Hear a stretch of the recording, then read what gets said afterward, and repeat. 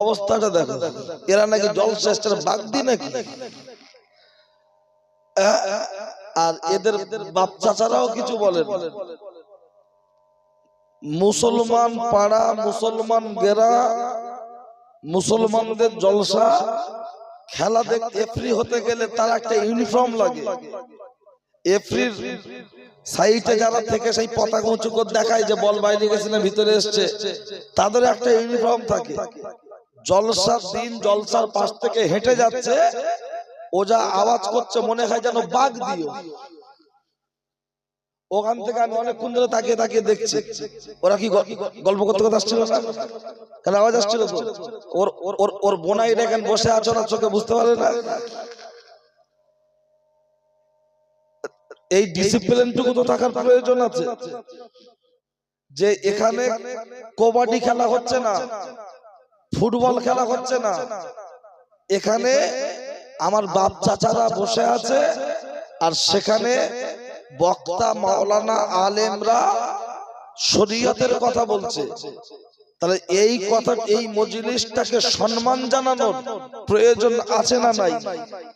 আদবে ঈমান বিয়াদবে শয়তান।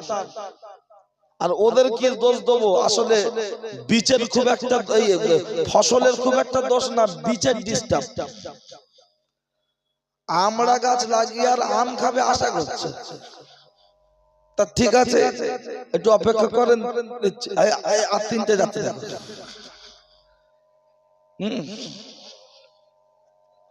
আসলে এখানকার কমিটি দুর্বল, বুঝলেন? ট্রেনের টিটি গলা ধাক্কা দিলে কিছু বলে না, মসজিদে ইমাম সাহেব গলা ধাক্কা দিলে চাকরি চলে যায়।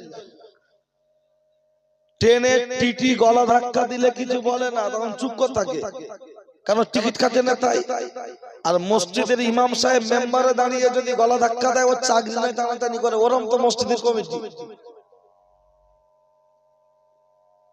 ট্রেনের টিকিট না কেটে উঠলে যদি অপরাধ হয়, আল্লাহর ঘর মসজিদ, সেখানে গোসলের ফরজ না জেনে ভিতরে ঢুকলে অপরাধ আছে না নাই? জমিনে হাঁটাটাই তো অপরাধ।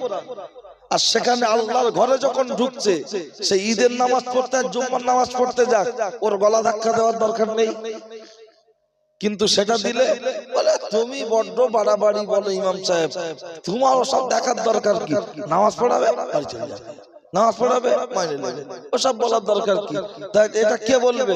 মেম্বার বলবে, প্রধান বলবে, এমপি বলবে, এমএলএ বলবে না, এটা বলবে একমাত্র আল্লাহর আলেম বান্দারা।